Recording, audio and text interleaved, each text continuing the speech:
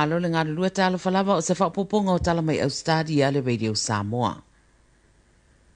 O le kulupu po le vaenga Ausetalia o le ofea ngai ma le vai o tūlanga tau tūpui le Therapeutic Goods Administration po le TGA o la tau tuuina se whaai unga i le company le Pfizer e whaatatau i tūpui. Wa la talata nei Ausetalia i le mawhai o na maua o ni tūpui mō tamaiti ta iono māsina anga i le ta irima tausanga ina wataria ina le TGA le Pfizer la tau te tuuina sa tālo sanga mō le tūlanga lea anga i atu i le medical regulator. O le teminei o lo ua i o ina foi le Pfizer la tau te tuuina tūpui o le whanau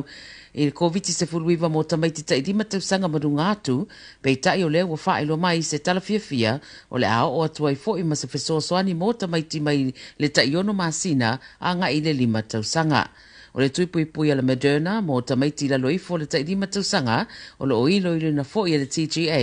ma ua whaelo foi le Minister o soifua maloloina Ausetalia Mark Butler wa iai whaatala noanga wa mai o na whaia ma company uma e lua le Pfizer ma le Moderna e wha mautu ai wa lava saunia me uma au le ialo ia mai le talieina o ia tūpui.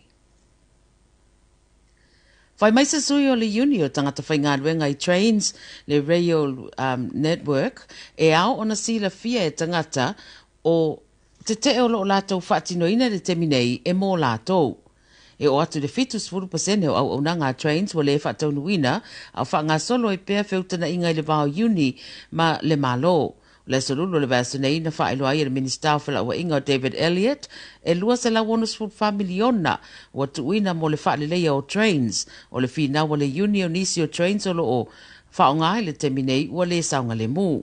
O lo talia nei sei siri poti le tamai o whaatara noanga ai o tangata au pito a fia i le atunu o le atunu fe malangai ma whaamatalanga e nisi i Tala Fou lata le lua i tū la na whaatantali ai mo se train ai le masani ai i vai aso taitasi ua tuana i atu. Ua ta uele 9 News i le so le fola e New Zealand o kulupu e pe o le Proud Boys mai Amerika whape fo i ma le The Base o ni whaalapa putonga whaaterorisi po o le au whaatupu whaalavelave. O lea folfolanga i lona adia e mai wa ilo ai lea tūlanga no wingala o le ale toe whaatupeina fo i New Zealand pe awa iai. E le oiloa pe o iei se vaenga o lea kulupu i New Zealand ai le fola sanga la New Zealand i le peona ta ua le 9 News o whaelo ai le awa i fo i o lea kulupu le Proud Boys i le oso whainga o le maota le US Capitol i le maasino Januari Amerika i le lua awhelua se fulutasi ma ua ta ua o se tasi leo wha maoninga o ngā yoinga wha terrorisi. O le solo whanga solo i le whonotanga Minister o le soifua maloloina i le atunu u atoa i Canberra. O lo fuafua le a tala noa i le Minister o le soifua maloloina le federale Mark Butler ma ana Minister mai stete ese e whaatatau i awala tau le puipuinga o soifua o tangata mai whaamai ese. O isi a mata upu tau le soifua maloloina ua fuafua e whaatala noa ai foi e au fia ile le lava o moenga i nisi o whale mai mō ngā senga se tau fia.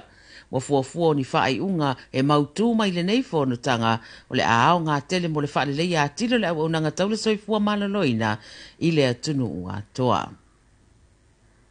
Ma le taramulimuli o Paul Kelly, le officer sili o le au unanga whaafo mai i Ausetalia, Chief Medical Officer, wa ia toi tuina mai se talo sanga i le atunu e le i whaia lava tui pui wha o popopo o boosters, ia e mai se foi tui pui o le fulu, ina ia whaia loa ia tui.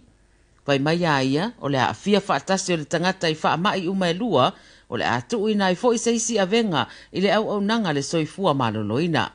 Whai mai le li fō mai, pe ama le tasi vai tolu o tangata i Ausetalia e le i whaia lava ia posters. Sa whaia lava fō i porkalame ale malo e una iai le sila fia o tangata